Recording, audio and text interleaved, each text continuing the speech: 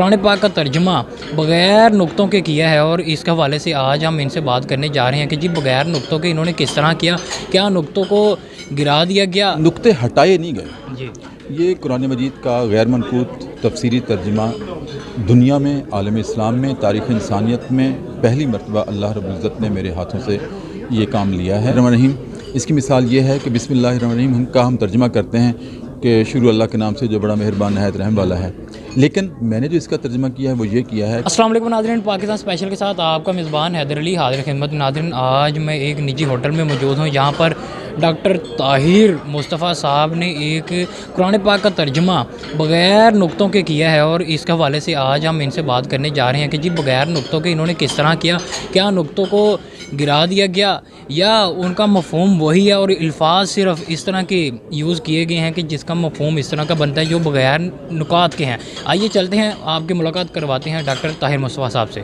سر، doctor Tahir مصطفیٰ صاحب موجود ہیں، ان سے پوچھیں گے جی کہ قرآن پاک کے مختلف زبانوں میں تراجم کیے گئے، لیکن انہوں نے بغیر نقطوں کے قرآن پاک کا ترجمہ جو آج جس کا دوسرا ایڈیشن جاری کیا گیا ہے، ان سے پوچھنا کہ نقطے ہٹائے گئے ہیں، کیا کیا گیا؟ السلام علیکم. وعلیکم السلام. کیسے ہیں سر آپ؟ الحمدللہ. سر، سب سے پہلے تو یہ بتائیں کہ نقطے ہٹائے گئے ہیں یا کیا کیا گیا؟ نہیں، نقطے ہٹائے نہیں گئے. جی.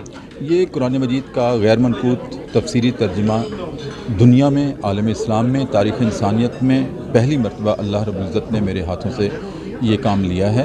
اس میں غیر منقوط ترجمے کرنے سے مراد یہ نہیں ہے کہ نقطوں والے الفاظ یا نقطوں کے الفاظ سے نقطے گرا دیے گئے، ایسا نہیں ہے، بلکہ اس کا مطلب یہ ہے کہ ترجمہ کرتے ہوئے ایسے الفاظ استعمال کیے گئے ہیں جن میں نقطہ ہی نہیں ہے. ہاں جی، بالکل. ہاں جی. صحیح. اچھا، کوئی اس طرح کی کوئی میں مثال دیتا ہوں. بسم اللہ الرحمن الرحیم، اس کی مثال یہ ہے کہ بسم اللہ الرحمن الرحیم ہم ترجمہ کرتے ہیں کہ شروع اللہ کے نام سے جو بڑا مہربان نہایت رحم والا ہے، لیکن میں نے جو اس کا ترجمہ کیا ہے وہ یہ کیا ہے کہ اللہ کے اسم سے رحم والا اور لامحدود رحم والا ہے. دیکھ لیں، کوئی نقطہ نہیں ہے. سبحان اللہ. اور اس طرح پورے قرآن کا ترجمہ ہے. ماشاء اللہ. اچھا، یہ آپ کے ذہن میں آئیڈیا کیسے آیا اور کتنی مشکلات فیس کرنی پڑی ہیں؟ مشکلات اس میں یہ تو سمجھ لیں کہ چٹان سے ٹکرانا تھا، لیکن اللہ تعالیٰ خود اس چٹان کو نرم کر دیتا.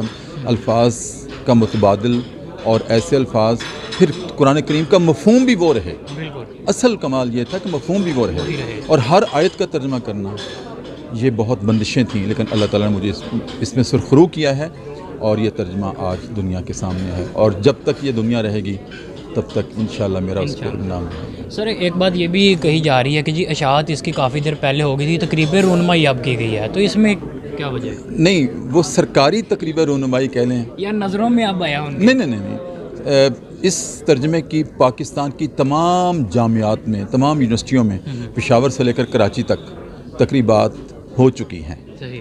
یہ تو آج اس ایوان میں یہاں گورنر صاحب کی صدارت میں پہلی دفعہ ہوئی ہے.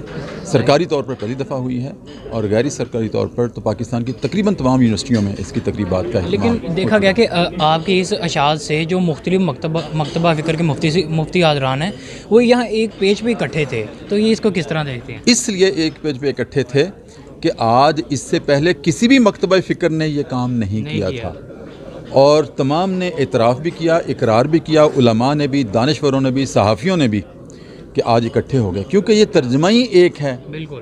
تو دراصل بات یہ ہے کہ شمع ایک ہے، تمام پروانے اس کے گر جمع ہو. کیا بات ہے، بے شک ایسی ہے. جی، تھینک یو. اس کا نعم البدل کوئی دوسرا ہوتا تو کوئی دوسرا موقف یا دوسری رائے رکھتا یا دوسرا طبقہ پیدا ہوتا.